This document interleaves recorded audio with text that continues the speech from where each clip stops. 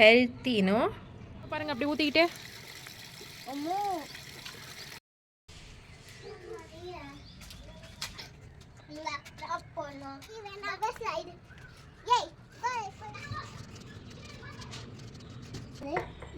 Family wants to eat. Happy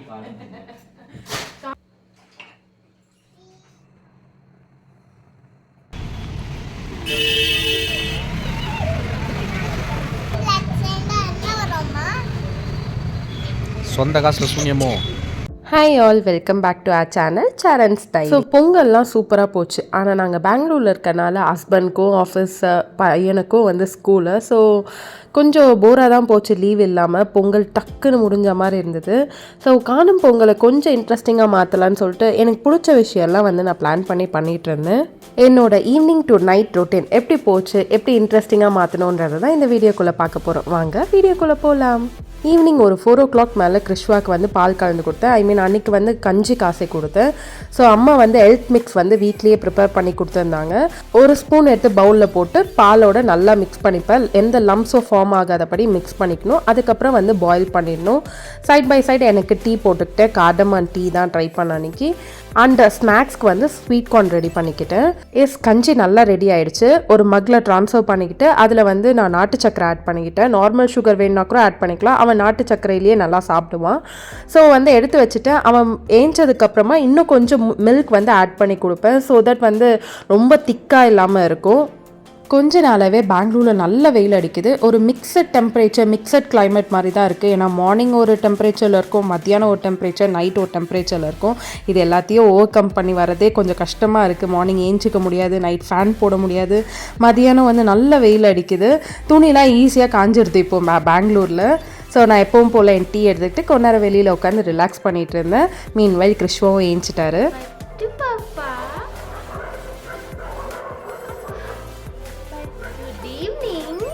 இப்போது ஒரு 4:30 போல் ஏஞ்சிப்பான். So இதுக்கப்புறம் என்னோடய ஒர்க் வந்து ஸ்டார்ட் ஆகிடும். ஸோ அவனை வந்து கொஞ்சம் சுச்சாலாம் போயிட்டு வர சொல்லிவிட்டு நான் அவனுக்கு ரெடி பண்ணதெல்லாம் எடுத்துகிட்டு வந்து கொடுப்பேன். ஸோ கொஞ்ச நேரம் வந்து வெளியில் உட்காந்து ரிலாக்ஸ் பண்ணிப்போம், சாப்பிடுவோம், ஏதாவது பேசுவான். அவன் என்ன பேசுகிறான்றதை கேளுங்களேன். என்ன இது மீசை வந்துருச்சுடா பட்டு உனக்கு. கஞ்சி எப்படி இருக்குது தங்கம்? நைஸா? ஓகே, ஹெல்த்தினோ? மைதா அப்ப வந்து அது கூட வந்து நம்மளுக்கு வந்து கேக்ல நிறைய போடுறாங்க. ஜப்பான் சிக்கன்ல கொஞ்சம் போடுறாங்க. ஜப்பான் சிக்கன் தான் நிறைய இருக்கும், மைதா கொஞ்சமாக போட்டு செய்கிறாங்க. ஆனால் கேக்லாம் வந்து மைதா நிறைய போட்டால் தான் கேக்லாம் வரும். அண்ணியோட டாபிக் மைதா சாப்பிடலாமா சாப்பிடக்கூடாதா, நல்லதா கெட்டதா, பரோட்டா சாப்பிடக்கூடாதா, ஜப்பான் சிக்கன் சாப்பிடலாமா, இதுதான் அவனோட டாபிக். பிடிக்குமா பிடிக்காதா? பிடிக்காது. அம்மா ஃபுட் தான் பிடிக்கும். ஜங்க் ஃபுட் சொல்லி சாப்பிடுவதே எங்க அம்மா ஃபுட் தான் பிடிக்கும். அங்க வெளியில ஃபுட்லாம் பிடிக்காது எனக்கு. சும்மா சொல்கிறா, கொஞ்சம் உண்மையும் கூட தான். பட் வெளி ஃபுட்ஸ்லாம் அவ்வளோ நாங்கள் கொடுக்க மாட்டோம், அவாய்ட் பண்ணுவோம். ரொம்ப ரேர் கேஸில் கேட்டானா கொடுப்போம். ரொம்ப அடலாம் பிடிக்க மாட்டான், கண்டிப்பாக வேணும்லாம். வேணான்னு சொன்னால் புரிஞ்சுப்பான். அண்டு மேலே போயிட்டு கொஞ்சம் ரிலாக்ஸ் பண்ணலாம், செடிக்கெலாம் தண்ணி ஊற்றிட்டு வரலான்னு சொல்லிட்டு அங்கே போயிருந்தோம். அண்ட் கற்பூரவல்லி பார்த்தோன்னே உடனே அவன் வந்து எனக்கு பஜ்ஜி வேணுமான்னு கேட்டான். அதனால் கற்பூரவல்லி பஜ்ஜி செஞ்சு கொடுக்கலாம் இன்னொரு நாள் சொல்லிட்டு பறிச்சிட்டு இருந்தேன். ஸோ அப்படியே வந்து கொஞ்சம் வாக்கிங், ஒரு 5 to 10 minutes வந்து சும்மா வாக் பண்ணிவிட்டு நாங்கள் கீழே போயிடுவோம். நெக்ஸ்ட் எப்போவும் வந்து ஒரு 6 o'clock 6:30க்குள்ளேயே அவனோட ஹோம் ஒர்க்லாம் முடிச்சிருவோம். ஸோ டெய்லி வந்து ஹோம் ஒர்க் கொடுப்பாங்க அவங்க ஸ்கூலில். ப்ளஸ் இப்போ வந்து ரீசெண்டாக வந்து டெஸ்ட் வைக்கிறாங்க, 3 letter words டெஸ்ட் வைக்கிறாங்க. அது வந்து டெய்லி ப்ராக்டிஸ் கொடுப்பேன். அவனுக்கும் இன்ட்ரெஸ்ட் இருக்கனால கொஞ்சம் கூட இது பண்ணாமல் ஹெசிடேட் பண்ணாமல் கற்றுப்பான், வேணான்லாம் சொல்ல மாட்டான்.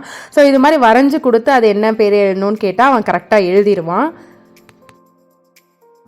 தென் அன்றைக்கி வந்து கொஞ்சம் ஸ்பெஷலாக ஏதாவது செய்யலான்னு சொல்லிட்டு, ஆக்சுவலி நான்வெஜ் சாப்பிடல ஒரு 1 week-ஆக. சரி அன்றைக்கி வந்து நம்ம நான்வெஜ் செய்யலான்னு சொல்லிட்டு சிக்கன் தான் எடுத்திருந்தோம். டின்னருக்கு முன்னாடி எல்லா வேலையும் முடிச்சிடலான்னு சொல்லிட்டு எல்லாத்தையும் அரேஞ்ச் பண்ணிகிட்டு இருந்தேன். மீன்வைல் அவனோட டெஸ்ட்டும் எழுதி முடிச்சிட்டான், சூப்பராக எழுதிட்டான்.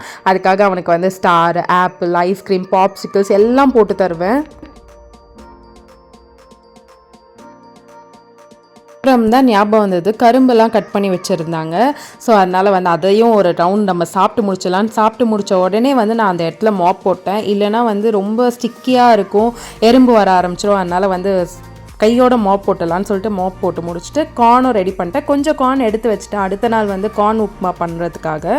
அண்ட் மீதி கார்னில் பவுலில் ட்ரான்ஸ்ஃபர் பண்ணிட்டு, இது ஆல்ரெடி உங்கள்கிட்ட சொல்லியிருக்கேன், கார்ன் ஸ்வீட் கார்ன் வந்து எங்கள் வீட்டில் வந்து நிறைய டைம் ஸ்நாக்காக இருக்கும். ஸோ எஸ், அதில் வந்து salt, pepper, chaat masala and lemon juice இதை ஆட் பண்ணுவேன். ஹஸ்பண்ட் பிரியாணி சாப்பிடணும் போல் இருக்குன்னு சொன்னார். அதனால வந்து நான் நைட் பிரியாணி ப்ரிப்பேர் பண்ணி வைக்கிறேன், நீங்கள் வீட்டுக்கு வரும்போது சொல்லியிருந்தேன். ஸோ அதுக்கு தான் வந்து ரெடி பண்ணிகிட்டு இருந்தேன். ஸோ நம்ம கொஞ்சம் லேட்டாக பண்ணிக்கலாம், ஆனால் ப்ரிப்பேர் பண்ணி வச்சிடலாம், எல்லாமே கட் பண்ணிலாம் வச்சிடலான்னு சொல்லிட்டு கட் பண்ணி வச்சுருந்தேன். அண்ட் ஆல்சோ சிக்கன் குழம்பு வச்சுருந்தேன். அவருக்கு வந்து தெரியாது. ஸோ சர்ப்ரைஸாக வந்து சிக்கன் குழம்பு வச்சுருந்தேன். ஸோ அதை பார்த்ததுக்கப்புறம் அவர் ஹாப்பியாக ஆகிறாரா இல்லையான்றதை பார்ப்போம். எல்லாம் கட் பண்ணிலாம் வச்சாச்சு. ஸோ மீன்வாய் நம்ம ஒரு சின்ன சின்ன வேலைலாம் இருக்கிறதெல்லாம் முடிச்சிடலான்னு சொல்லிட்டு முடிச்சிட்டு இருந்தேன்.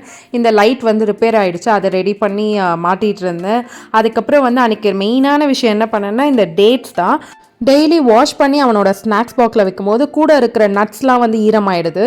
அதனால் அன்றைக்கி வந்து வாஷ் பண்ணி வெயிலில் காய வச்சுட்டு ட்ரை பண்ணி ஜாரில் ஃபில் பண்ணிக்கிட்டேன். அண்ட் பாதாம் ஜாலி ஆகிடுச்சு, அதுவும் ஃபில் பண்ணி வச்சுட்டேன். ஸோ சின்ன சின்ன வேலையெல்லாம் முடிச்சுட்டேன். சர்ப்ரைசிங்லி கொஞ்சம் சீக்கிரமாக வந்துட்டார். லேட்டா வருவேன்னு சொன்னீங்க, லேட்டா இல்ல ரொம்ப லேட்டா ஆகும்னு சொன்னீங்களே. காணும் ஐயோ ஹேப்பி காணும் இப்போ வந்துட்டீங்களா? நிஜமாவா? Thank you. சீக்கிரம் வந்தால் காணும் பொங்கலுக்கு வெளியில் போகலான்னு சொல்லியிருந்தாரு. சீக்கிரமாக வந்துட்டார். பட் நான் வந்து அன்றைக்கி வரமாட்டார், எதுவுமே எனக்கு கால்லாம் பண்ணல. அதனால் லேட்டாக வருவாருன்னு சொல்லிட்டு நான் லேட்டாக தான் டின்னரே ப்ரிப்பேர் பண்ண ஆரம்பித்தேன். ஸோ பொங்கலுக்கு இப்போ சுட்ட வடை எண்ணெய்லாம் வந்து பாட்டிலில் ஃபில் பண்ணிகிட்டு இருந்தேன், ஃபில்டர் பண்ணி. ஸோ எப்பவுமே வந்து ஒரு ஆயில் ஃப்ரை பண்ணுறோன்னா, டீப் ஃப்ரை பண்ணுறோன்னா, அந்த ஆயிலை வந்து திருப்பியும் நம்ம டீப் ஃப்ரை பண்ணுறதுக்கே யூஸ் பண்ணக்கூடாது.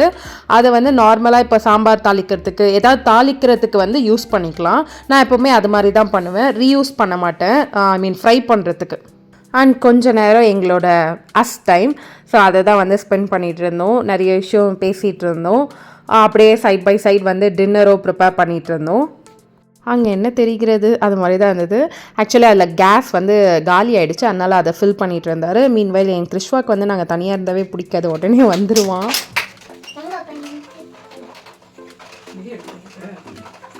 ஸோ நாங்கள் பிளான் பண்ணதில் மிஸ் ஆனது வந்து வெளியில் போகிறது தான். போக முடியாது நல்லாவே தெரிஞ்சிச்சு. ஏன்னா நான் லேட்டாக டின்னர் ப்ரிப்பேர் பண்ண ஆரம்பிச்சிட்டேன். அப்புறம் கொஞ்சம் டயர்டாக இருந்தது, அவருக்குமே டயர்டாக இருந்தது. அதனால் வந்து சரி ஓகே நம்ம கேன்சல் பண்ணிடலாம், வீட்லேயே வந்து நல்லா சமைச்சு சாப்பிட்டுடலாம், அப்படியே முடிச்சுக்கலான்னு நினச்சோம். எஸ், இதுதான் எங்களோட dinner, chicken biryani with chicken கறி. அவர் என்ன சொல்கிறாருன்னு பார்க்கலாம்.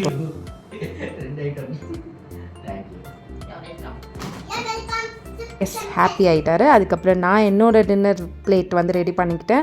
ஸோ நான் இது மாதிரி குட்டி பிளேட்டில் தான் இப்போ ரீசெண்டாக சாப்பிட்டுட்ருக்கேன். ஏன்னா வந்து சொல்லுவாங்க இது மாதிரி வந்து சின்ன பிளேட்டில் வந்து நம்ம கம்மியாக வச்சு சாப்பிடுவோம், பெரிய பிளேட்டாக இருந்தால் நிறைய வச்சு சாப்பிடுவோம், அதனால் குட்டி பிளேட்டில் சாப்பிடுங்கன்னு சொல்லிட்டு அதனால் இப்போ நான் அதுதான் பண்ணிகிட்ருக்கேன்.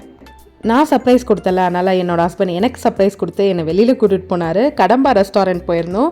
ஆக்சுவலி சாப்பிட்டுட்டோம். இதுக்கு மேலே உங்களுக்கு என்ன ரெஸ்டாரண்ட் தானே நினைக்கிறீங்க, ஜூஸ் குடிக்க போயிருந்தோம். ஸோ எங்கேயாவது சும்மா வெளியில் ஃப்ரெஷ் ஏர் கிடைக்க போகணுமேன்னு சொல்லிட்டு தான் போயிருந்தோம். அங்கே போய்ட்டு ஆஸ் யூஷுவல் அலப்பறம் பண்ணிகிட்டு இருந்தோம் வீடியோ எடுத்துக்கிட்டு. ஸோ இந்த கடம்பா ரெஸ்டாரண்ட் எப்படின்னா வந்து வெளியில் உட்காந்து சாப்பிட்ற மாதிரி தான், ஒரு மெஸ் டைப்பில் வந்து போட்டு வச்சுருப்பாங்க. ஆனால் ரொம்ப நீட்டாக க்ளீனாக இருக்கும், சூப்பர்பாக இருக்கும், டேஸ்ட்டும் வந்து அல்டிமேட்டாக இருக்கும் எல்லாமே.